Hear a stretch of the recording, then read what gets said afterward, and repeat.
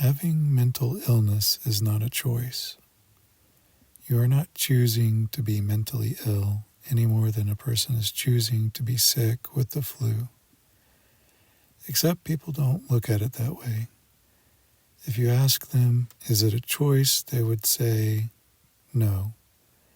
No, but they shouldn't do this or act this way, or they should be more responsible or self-sufficient or not break social norms, etc., etc. In other words, they can be mentally ill, but not in a way that is inconvenient to me, not in a way that makes me uncomfortable.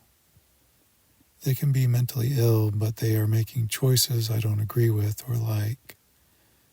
They are doing things I think are not smart, like doing drugs or being homeless, or maybe they are hikikomori and afraid to leave the house and join the workforce.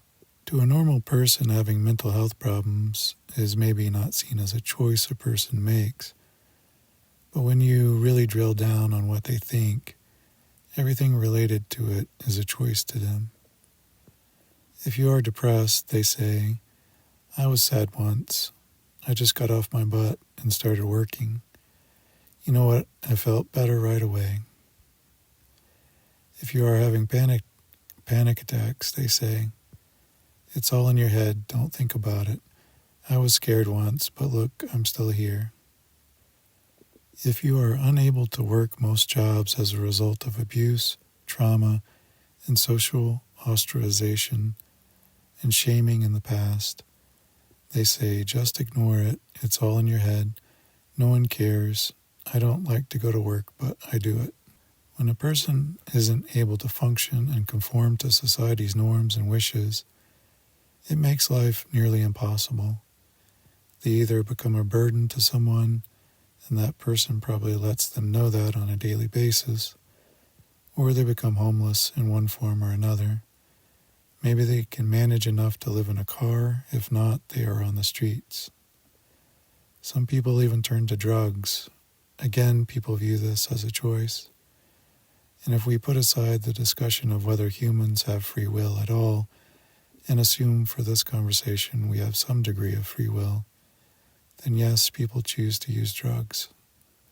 Except it's a choice between internal mental pain that is nearly unbearable, or taking a drug that temporarily brings relief when nothing else seems to. It's not surprising people start using drugs and then become addicted. I'm not advocating for people to become addicted to drugs. I'm just saying I understand why they do it. I know firsthand alcohol and drug addiction.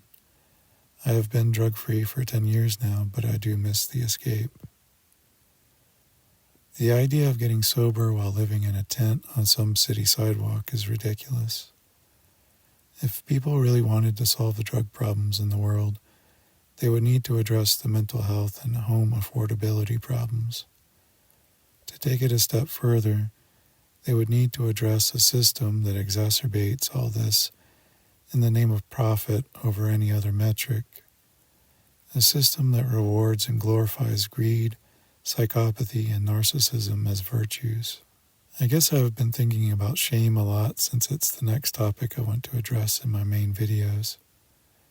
I'll probably do a series on shame since it plays such a massive role in mental health. When normal people treat mental health problems as a choice, it just shames people that suffer from it, which makes everything worse for them. Mental health is this big, unaddressed social problem. We have made progress in a lot of social awareness areas, but mental health is still barely addressed.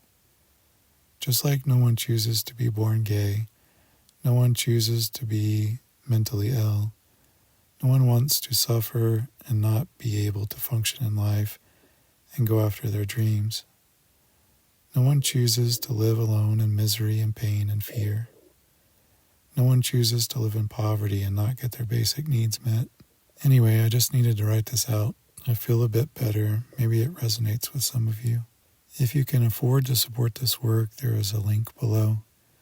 If not, you can share this video, subscribe to my channel, comment, or like the video. Thank you. I hope this was helpful.